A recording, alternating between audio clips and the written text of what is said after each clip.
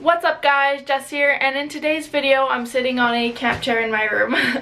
But in today's video I'm going to do a answering all your most asked questions because I get tons of messages on Instagram which I love replying to, but I thought it would be easier to have it all condensed into one video. And I always get YouTube comments, so yeah, I thought it'd be easier to just have one place where you guys can come to for all the answers and questions you have. So I wrote a list of the most asked questions that I always get, and I'm going to answer them for you guys today. So the first question I often get asked is, what are the best places in Canada to live? So obviously I live in Banff, and most people who follow me is because they're interested in moving to Banff, but there's other amazing places that you can live. Another option you might be looking at is Whistler, which is also an amazing place to live in the winter because obviously Whistler probably has the best skiing in Canada. There's also Tofino, which is a really good option if you're into surfing and like beach lifestyle. It's not as warm as like the tropics, but it is the closest thing you'll get to that in Canada. And then there's different places you could live like Montreal and Toronto, but most people who follow me are interested in living in like the mountains. So yeah, Banff I would say is the best place. So probably the question I get asked the most is how to actually find a job in Banff. So I found most of my jobs on Indeed. When the first time I moved to Banff, I found a job on Indeed. I applied to it, did an interview on the phone, and then I flew over with the job already. So yeah, Indeed is your best bet. Most companies will put all their ads on Indeed and then you can just apply through there. If not, there's a lot of companies that are like big companies who own a lot of different establishments, so like hotels, restaurants, and things like that you can directly apply to. So I know Fairmont you can apply to if you look it up online. There's also Banff Lodging Co., which is who I have worked with consistently throughout living here in Banff. And then there's also Banff Pursuit, which is one of the big ones. Banff Hospitality Collective that owns a lot of restaurants. And I think there's the Canadian Rockies Mountain Resort that also owns hotels that you could apply to directly through their website. What I also did before coming here is I just looked up Google Maps, like the street view, and I looked at every individual shop, and then I looked up those shops online to see if they had a website, and most of them do, and they have job section. So that's another way of going to see if they have any jobs open. If not, you could just show up to Banff and bring your CVs because usually people are hiring. Coffee break. Cheers. Oh my god, I look so fun. Look at me. Another question I get asked is what companies are the best / what their perks are. I work for Banff Lodging Company, and they kind of have a monopoly on all of Banff, and now they're starting to get into Canmore. So they own like I think 11 hotels and like 8 restaurants. So they're definitely a good company to work for just because they are a big company.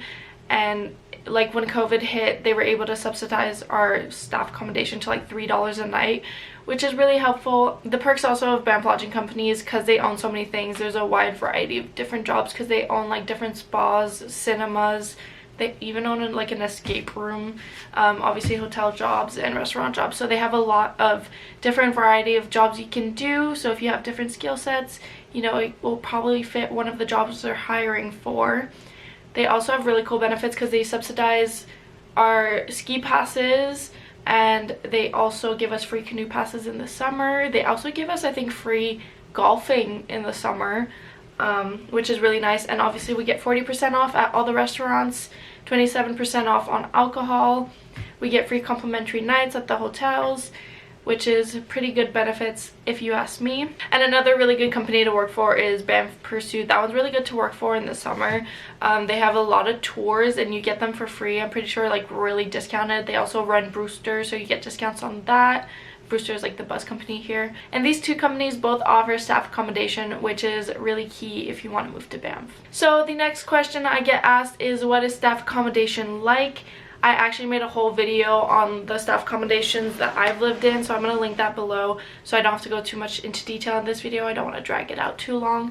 But I live in a staff accommodation. It's like a house that can fit 12 people. We're currently only 4, but we're probably going to get more people soon because summer is coming up and they hire more people. But I think it's like $13 a night, so it comes out to about $360 a month, which is super cheap for Banff. If you look into apartments, you're going to probably get a room for yourself, the cheapest being like $650, and that's rare. The highest is gonna go to like $1,200 for a room, which is really expensive. You obviously don't want to be paying that. And yeah, it's kind of like a running joke here in Banff that like the housing is pretty shit. They'll charge you so much for like the shittiest room. So definitely look for jobs with staff accommodation because it's a lot better. It's also good if you're not sure how long you want to come here for because you don't have to commit to a lease. A lot of leases in Banff though do monthly because they know that people are transient. But if you can find staff accommodation, it's the way to go 100%. I used to work housekeeping, and a lot of people I know are applying to housekeeping because that's the main job there is in Banff. So many hotels means a lot of housekeepers needed, and most people don't have experience in housekeeping. I know my first housekeeping experience was in Banff, and it was interesting to say the least. I liked it the first time I did housekeeping. The second time around, I didn't like it so much. Housekeeping is good if you work in pairs. It's also really flexible because they usually have a lot of housekeepers, so you're able to get the time off that you want. That's like the main benefit of it. In terms of how many hours you get a week, it really varies depending on occupancy. I would say I got between 25 and 30 hours most weeks, but then some weeks I would get like 15 to 20, so it really varies. If you want something more stable, I would look for a job that offers you actual hours rather than just do your work and then you're done, you can go home when you're done kind of thing. And a lot of people ask me what does it include. So like most hotels, it's like making the beds, cleaning the bathrooms, which is not always the most fun. Sometimes they have kitchens, so you have to clean those. It's honestly, it's kind of mindless work. It's just physical. Some days it can go by really quick, and then some days it just drags on. If you work in pairs and you work with people you like, then it's fun and dandy. If you work alone like I did in my second job, it's the worst thing ever. Would not recommend it. But if it's your only option to get to Banff, I definitely would say to do it for a couple weeks until you can find something to switch to. And honestly, I think housekeeping is worth it if it means you get to live here in Banff, because if it's your only option, take it. And the wages in Banff usually start at $15. You have the chance to go up to like 16, 17, depending what you're doing, how long you've been at the job you've been at.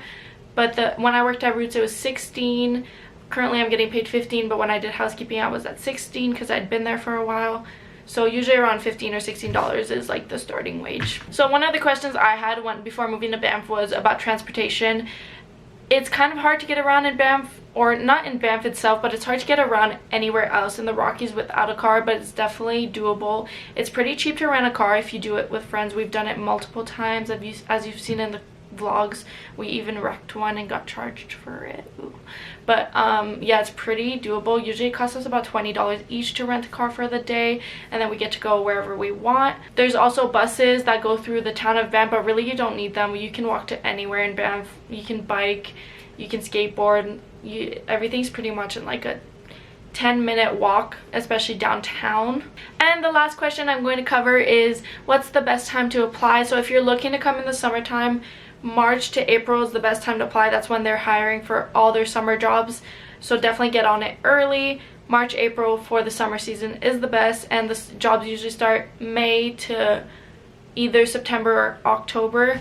And for the winter season, the best time to apply is usually about September, October, maybe even August sometimes.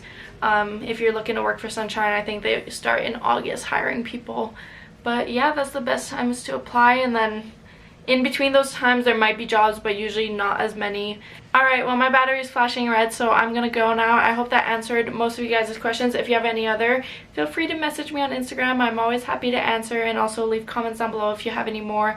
I'm happy to answer and make another video if needed, if there's more questions from you guys.